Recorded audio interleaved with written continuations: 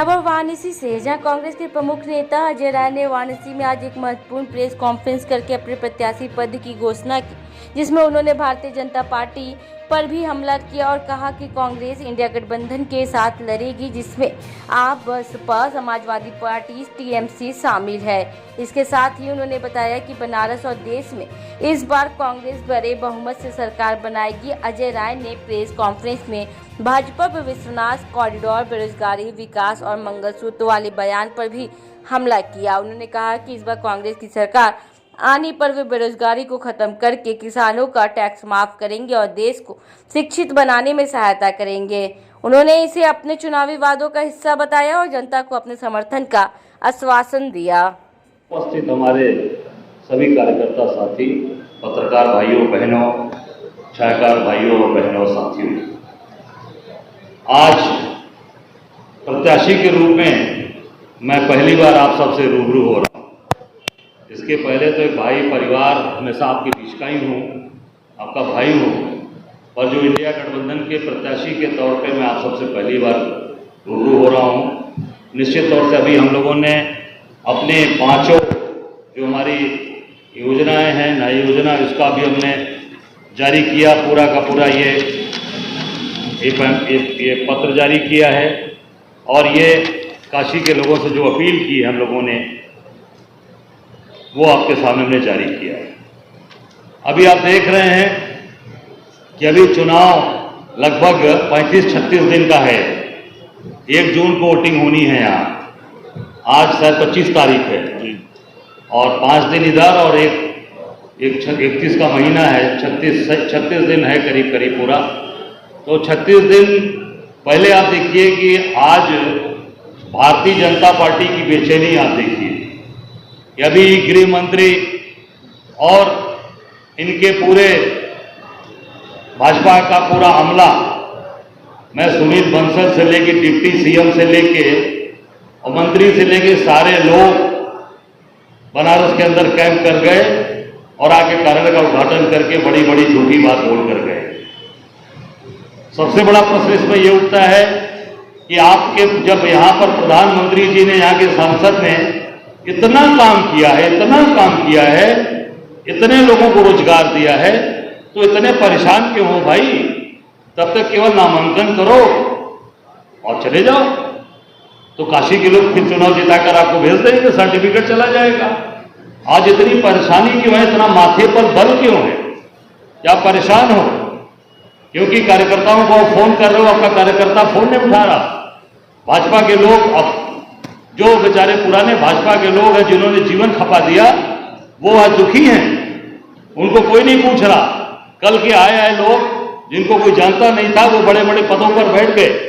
पुराने लोग जीवन बिता दिया भारतीय जनता पार्टी ने, वो बेचारे आज भी दरी चांदनी और कुर्सी बिछाने तक ही सीमित रह गए।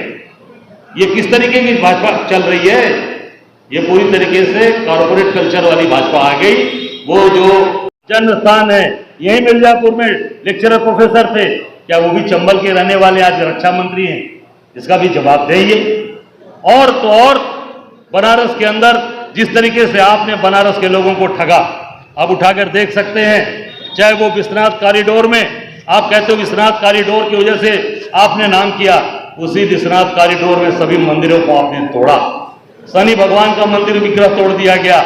लक्ष्मी नारायण जी का जो मंदिर था, जो मूर्ति थी, जो एक ऐसे पत्थर से बनी थी जिसमें सोना घिसकर उसकी असली और नकली को देखा जाता है, कसौटी पत्थर से लक्ष्मी नारायण जी का मंदिर था, उसे तोड़ा आपने। अमुक्तेश्वर महादेव जो बाबा विश्वनाथ के गुरु कहे जाते हैं, उनका मंदिर तोड़ा आपने। भगवान विश्वनाथ की कचहरी को तोड़ा आपने। मां पार्वती की मूर्ति को तोड़ा आपने। मां अन्नपूर्णा की मूर्ति को तोड़ा आपने। और तो और जो हिंदुस्तान के अंदर 3 अक्षय वट वृक्ष का इतिहास है, उस एक अक्षय वट वृक्ष का इतिहास मोदी जी ने बनारस की धरती, बाबा विश्वनाथ की धरती से, बाबा के स्थान से सदा सदा के लिए नामो निशान मिटा दिया। अक्षय वट वृक्ष को बोटी बोटी आरी से काट कर फेंक दिया गया। 2 वट वृक्ष बचे जहां गौतम बुद्ध को ज्ञान प्राप्त हुआ था। वो कौन सा? बोध गया में। दूसरा वट वृक्ष जो हमारे प्रयागराज में संगम नगरी में जो जिसको किले में जाकर मोदी जी ने हाथ जोड़कर नमस्कार किया था, और सबसे पुराना वट वृक्ष जो बाबा विश्वनाथ के दरबार में अक्षय वट वृक्ष जिसको हमारी सावित्री वट पर महिलाएं नाश किया।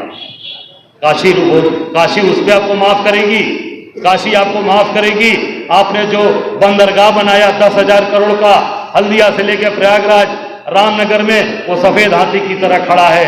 सारी मशीनों में जंग लग गई, एक भी जहाज, एक भी कंसाइनमेंट वहां से, एक भी व्यापारी समाज का सामान नहीं आया। उसका क्या होगा? उसका जवाब, वो 10,000 करोड़ रुपया कहां से आएगा जनता का जो पैसा डूब गया? आपको जनता इसलिए पूछेगी कि आपने गंगा जी में नहर बनवाया था, वो नहर जब गंगा जी में बाढ़ आई तो वो नहर बह गई। आपको जनता इसलिए बनारस की पूछेगी कि आपने जो टेंट सिटी लगाया था उसका मलमूत्र गंगा जी के अंदर बहा और उस पर एनजीटी ने उस पर जुर्माना लगाया, क्या उसके लिए जनता आपको पूछेगी?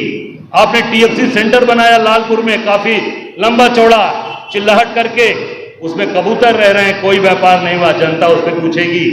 रुद्राक्ष सेंटर आपने बनाया, बंद पड़ा है, कोई उसकी बुकिंग लेने वाला नहीं है, क्योंकि इतना महंगा है कि बनारस के लोगों की पुरुषार्थ नहीं है कि रुद्राक्ष सेंटर को बुक करा के अपने परिवार, अपने बच्चों की शादी करा पाए।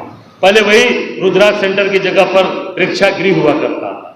सैकड़ों शादियों में मैं गया हूं, गरीब हमारे साथी, हमारे भाई बंधु, हमारे बनारस के साधारण लोग जो अल्प आय जिनकी कमाई है, वो उसको बुक कराकर अपने बच्चियों की शादियां किया करते थे, वो भी उनका हक अधिकार छीन लिया गया। बनारस के अंदर कोई न रोजगार दिया, न काम दिया आपने, और कहते हो कि चंबल को हमने चमन